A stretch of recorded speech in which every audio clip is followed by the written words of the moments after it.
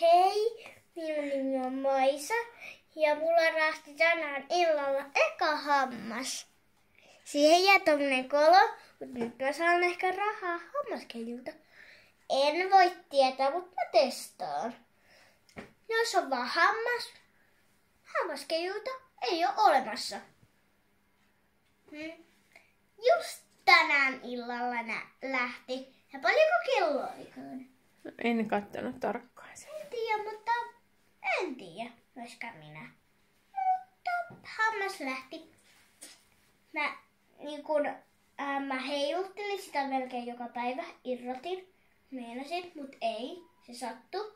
Ja tänään mä käänsin sitä eteenpäin ja nykäisin. Sitten se lähti se pikkuhammas. Odottakaa, mä voin tuoda sen hammas. Täällä on mun eka hammas.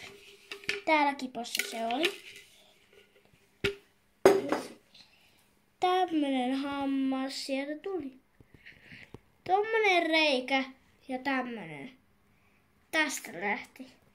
Ja tää on mun eka hammas. Moikka! Laita pois.